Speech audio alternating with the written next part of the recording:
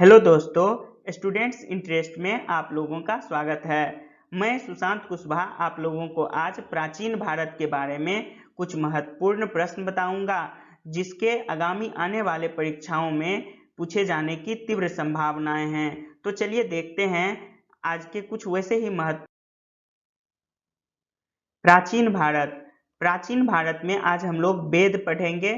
तो प्राचीन भारत में वेद कितने थे? तो वेदों की संख्या 4 थी।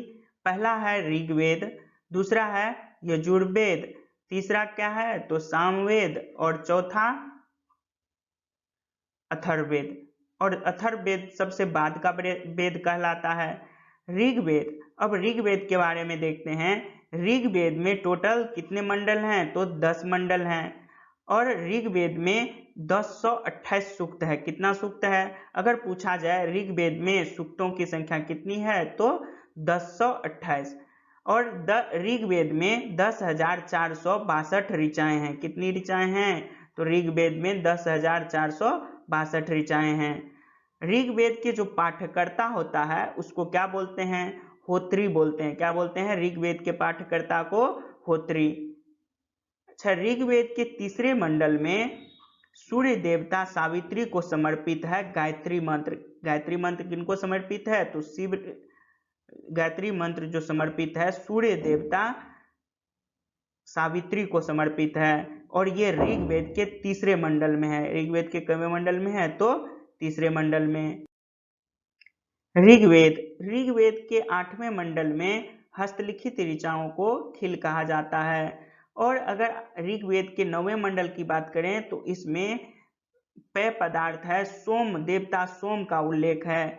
और वहीं ऋग्वेद के 10वें मंडल में पुरुष सूक्त का वर्णन है। तो पूछा जाए प्रश्न, अगर ऋग्वेद के किस मंडल में जो है पुरुष सूक्त का वर्णन है तो क्या कहेंगे? 10वें मंडल में। अगर पूछा जाए ऋग्वेद के किस मंडल में देवता सोम का उल्लेख है तो क्या बताएंगे? देवता सोम का उल्लेख 9वें मंडल में है। और ऋग्वेद के 8वें मंडल में हस्तलिखित ऋचाओं को क्या कहा गया है? तो खील कहा गया है। याद रखेंगे। और देखते हैं ऋग्वेद में भी वामना अवतार का आख्यान मिलता है।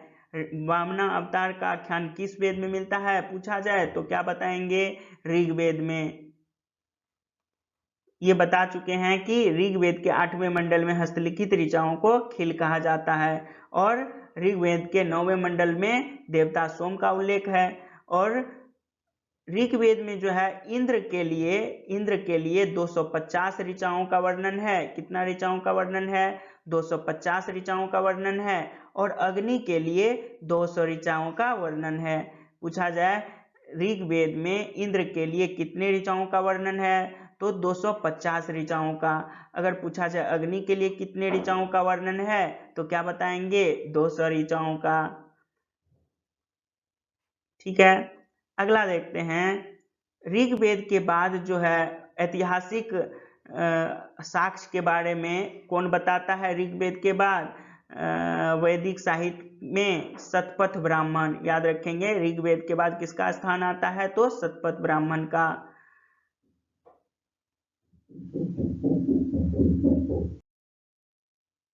यजुर्वेद में स्वस्वर पाठ के मंत्रों का जो है उल्लेख मिलता है। किसमें? यजुर्वेद में। यजुर्वेद में बलि संबंधी भी जानकारी मिलती है। बलि संबंधी मंत्रों का उल्लेख कहाँ है? तो वो है यजुर्वेद में। इसके अलावे यजुर्वेद में विधि विधान जैसे कि यज्ञ के विधि विधान भी मिलते हैं। इसका भी उल्लेख मिलता है यजुर्वेद में। देखिए, यजुर्वेद में जो है यजुर्वेद को गद्य और पद्य का भी वेद कहा जाता है। यजुर्वेद जो है गद्य और पद्य में है। यजुर्वेद के जो पाठकर्ता होते हैं उसको क्या कहा जाता है? अर्धव्यू कहा जाता है। यजुर्वेद के जो पाठकर्ता होते हैं उसको अर्धव्यू कहा जाता है। और शुक्ल यजुर्वेद को जो है शुक्ल यजुर्वेद में और कृष्ण यजुर्वेद में बांटा गया है। यजुर्वेद को 2 भाग में बांटा गया है, शुक्ल यजुर्वेद और कृष्ण यजुर्वेद। सामवेद सामवेद के पाठकर्ता को क्या कहा जाता है? उद्धात्री कहा जाता है। और वहीं देखेंगे कि सामवेद का जो संकलन किया गया है वो ज्यादातर हिस्सा ऋग्वेद से लिया गया है। ऋग्वेद से 1810 सूक्त लिया गया है। अब आता है अथर्ववेद। अथर्ववेद का जो है, अच्छा एक चीज और देख लेंगे कि सामवेद को भारतीय शास्त्रीय संगीत का भी जनक कहा जाता है। भारतीय शास्त्रीय संगीत का जनक किस वेद को कहा जाता है? तो सामवेद को कहा जाता है। अथर्ववेद, अथर्ववेद में सभा और समिति को प्रजापति की दो पुत्रियां कहा गया है। अथर्ववेद जो है अथर्वा ऋषि द्वारा संकलित किया गया है और अथर्ववेद में सभा और समिति को प्रजापति की दो पुत्रियां कहा गया है। आगे देखिए, अथर्ववेद सबसे बाद का वेद है। ठीक है, अथर्ववेद जो है सबसे बाद का वेद है।